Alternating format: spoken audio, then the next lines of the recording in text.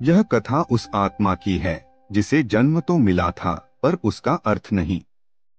शेषनाग का जन्म ब्रह्मा जी की चेतना से हुआ था, एक ऐसी दिव्य ऊर्जा से जो सृष्टि के गहन संतुलन को संभाल सके।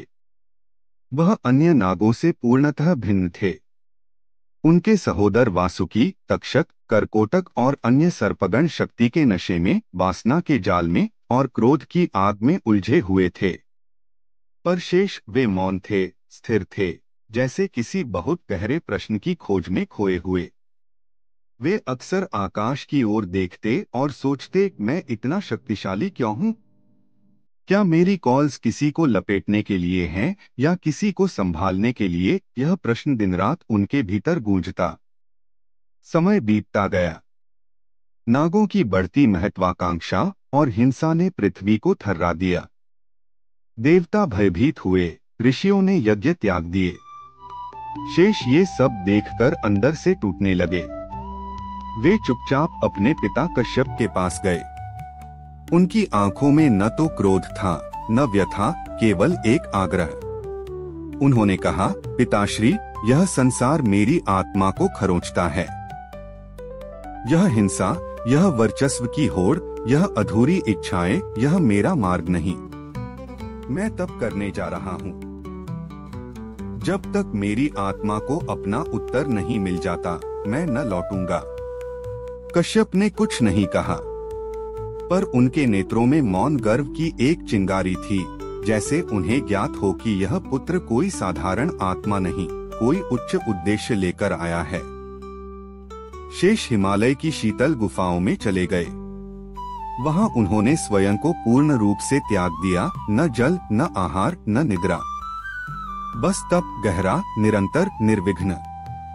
1000 वर्षों तक उनका मंत्र एक था, हे मेरे ईश्वर, यदि तू है तो मुझे ऐसा बना कि मैं तेरे लिए उपयोगी हो सकूं।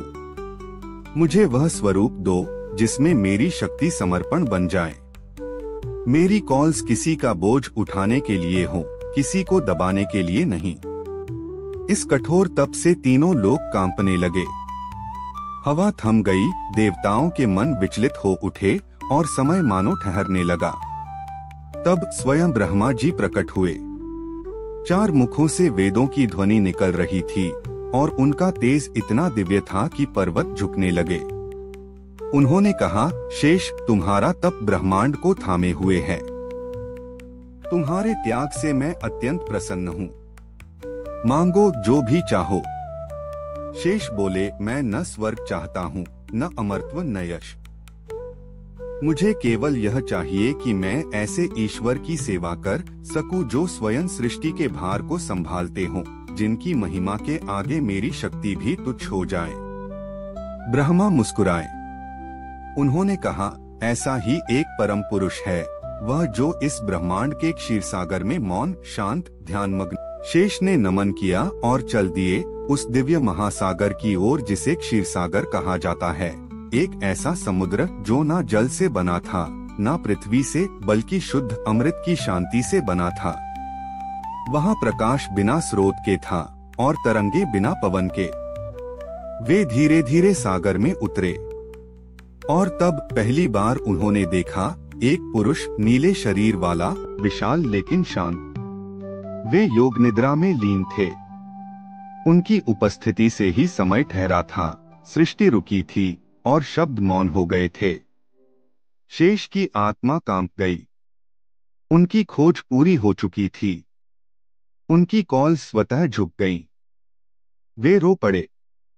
उनका हृदय कह उठा, यही हैं वही जिनके लिए मैं इस संसार में आया। इनकी सेवा में मेरा जीवन सार्थक होगा। तभी भगवान विष्णु ने अपनी आंखें खोली। उन्होंने देखा, मुस्कुराए और कहा, शेष, मैं जानता था तुम आओगे। तुम्हारा तप, तुम्हारा प्रेम मुझे वर्षों से खींच रहा था। मैं तुम्हें अपने नीचे विश्राम बनाना चाहता हूँ। मेरी शैया बनो, मेरी छाया बनो, मेरा आधार बनो। मैं तुम पर लेटूंगा और हम दोनों मिलकर इस सृष्टि को थामेंगे। शेष का सिर और झुक गया। उन्हें उत्तर मिल गया था।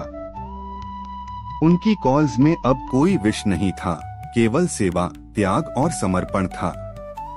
भगवान विष्णु उन पर लेट गए। चारों ओर क्षीरसागर फिर से शांत हो गया। गूंज उठी ब्रह्मांड में वह दिव्य ध्वनि, शांति है, शांति है, शांति है।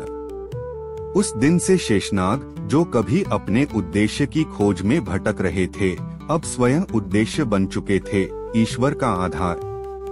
सृष्टि चलती रही, युग बदलते रहे, देवता जन्मते मरते रहे, पर शेष और विष्णु का वह मिलन अनंत हो गया। यह कहानी सिर्फ एक नाग की नहीं, किसी भी ऐसी आत्मा की है जो भटकती है, प्रश्न करती है और अंतः सेवा में अपना सत्य खोज लेती है। शेषनाग कोई सर्प नहीं, वह प्रतीक है उस चेतना के जो जानती है कि वास्तविक शक्ति समर्पण में है। अगर इस दिव्य कथा ने आपके हृदय को छुआ हो, अगर शेषनाग की ये यात्रा आपको भीतर तक शांत कर गई हो, तो कृपया इस वीडियो को लाइक करें। अपना भाव हमारे साथ कमेंट के माध्यम से साझा करें और ऐसी ही आत्मिक कहानियों के लिए हमारे चैनल त्रिदेवी ट्रिनिटी को सब्सक्राइब और फॉलो जरूर करें। आपके एक छोटे से सहयोग से हम और भी दिव्य यात्राओं को आपके समक्ष ला पाएंगे। शांति है, शांति है, शांति है।